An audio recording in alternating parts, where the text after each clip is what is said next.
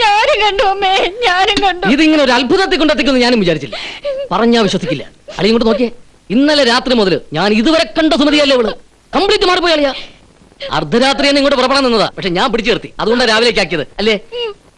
നീ ഇങ്ങനെ വെറുതെ ടെൻഷൻ അടിച്ച് അസുഖം കൂട്ടണ്ട, വിശ്രമിക്ക്. ഞാൻ ആ വൈദ്യരെ കണ്ടിട്ട് വരാം. വിവരങ്ങൾ മുഴുവൻ വിശദമായിട്ട് ഇവള് പറഞ്ഞു തരും. എനിക്കത് പറയാൻ പേടിയാ, നീ പറഞ്ഞു കൊടുക്ക്. നീ എന്തിനാ കരയണേ? എന്ത് കണ്ടെന്നാ പറയുന്നേ? ഞാനും അച്ഛനെ കണ്ടമ്മേ, എന്റെ പൊന്നച്ഛനെ.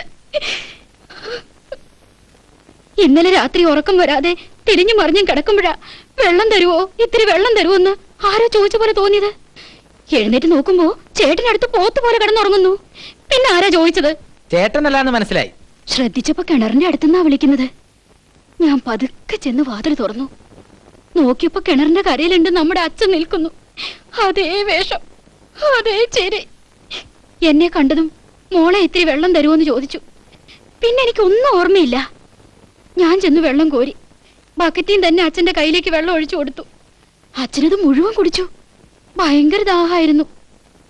വെള്ളം കുടിച്ചു കഴിഞ്ഞിട്ട് അച്ഛൻ എന്നെ കെട്ടിപ്പിടിച്ചോണ്ട് പറഞ്ഞു, ഇങ്ങോട്ട് വന്ന് ഇവിടെ താമസിച്ചോളെ. എനിക്കും കൂടി ഉള്ളതാണ് ഇൻഷുറൻസിന്റെ പണമെന്ന് അച്ഛൻ പറഞ്ഞപ്പോഴല്ലേ മനസ്സിലായത്. ഇനി ഞാൻ ഇവിടുന്ന് പോവില്ല, തല്ലു കൊന്നാലും പോവില്ല. ഞാൻ പറയുന്നത് നിങ്ങൾ വിശ്വസിച്ചാലും ശരി, ഇല്ലെങ്കിലും ശരി. അച്ഛൻ എന്നെ ജീവനാ. നിങ്ങൾക്ക് എന്നെ വേണ്ടാത്തത്. നീ പ്രസംഗം നിർത്ത്. എന്റെ അടുത്തല്ലാതെ അച്ഛൻ നിങ്ങളുടെ അടുത്ത് വന്നില്ലല്ലോ. അതാ പറഞ്ഞത്, മക്കളിൽ വെച്ച അച്ഛന് ഏറ്റവും ഇഷ്ടം എന്നെയാ. ഇങ്ങോട്ട് പടി. ഇനി പറയാനുള്ളത് ഇവിടെ പറ.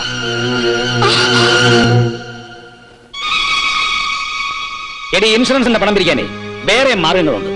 അതിൽ കൈയിട്ട് വരാൻ നീ അച്ഛന് 2 ബക്കറ്റ് വെള്ളം കൊടുക്കേണ്ട കാര്യമൊന്നുമില്ല.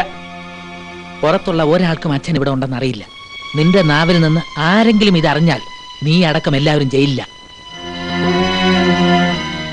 എന്തായാലും എന്റെ ചേട്ടൻ ഒരിക്കലും ഇതറിയണ്ട. അങ്ങേരുടെ മനസ്സിലൊന്നും നിൽക്കൂല.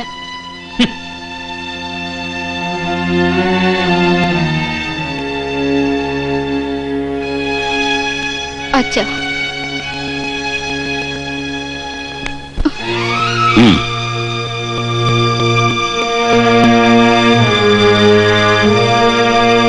Mm.